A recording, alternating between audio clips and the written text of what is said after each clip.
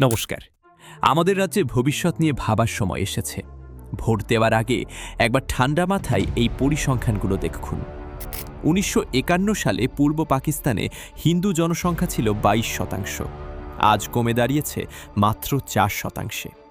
অন্যদিকে পশ্চিমবঙ্গে মুসলিম জনসংখ্যা ১৯.৮৫% থেকে বেড়ে এখন ৩০%-এর ওপরে। এই ডেমোগ্রাফিক বদল কি আমাদের আগামী দিনের জন্য কোনো সংকেত দিচ্ছে? মুর্শিদাবাদের ধুলিয়ানে চন্দন দাস ও হরগোবিন্দ দাসের মতো সাধারণ মানুষদের প্রাণ দিতে হলো। অভিযোগ উঠছে পুলিশ প্রশাসন সেখানে নির্বাক দর্শক। আমরা কি এমন এক পশ্চিমবঙ্গ চাই যেখানে অপরাধীর বিচার হবে তার রাজনৈতিক বা ধর্মীয় পরিচয় দেখে?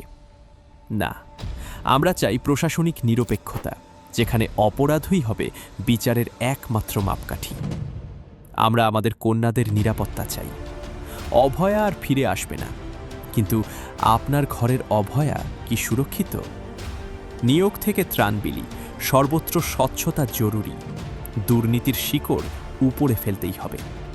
শিক্ষা ব্যবস্থাকে রাজনীতি মুক্ত করতে হবে। জাতীয় শিক্ষানীতির সাথে সামঞ্জস্য রেখে উন্নত করতে হবে।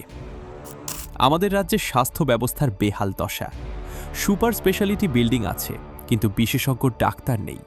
এই পরিস্থিতি বদলানো কি জরুরি নয়? আমাদের কৃষকদের ন্যায্য মূল্য, সেচ ও বীমা নিশ্চিত করতে হবে, যাতে তারা স্বনির্ভর হতে পারেন।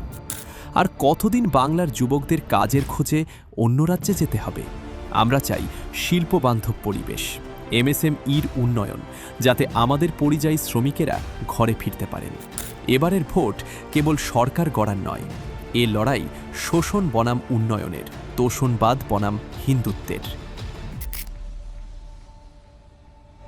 আগামী প্রজন্মের ভবিষ্যতের কথা ভাবুন। আপনার মূল্যবান ভোট নোটাতে দিয়ে নষ্ট করবেন না। জাতীয়তাবাদী শক্তিকে জয়ী করুন। ভয় নয়, নিজের দেশে মাথা উঁচু করে বাঁচার অধিকার অর্জন করুন।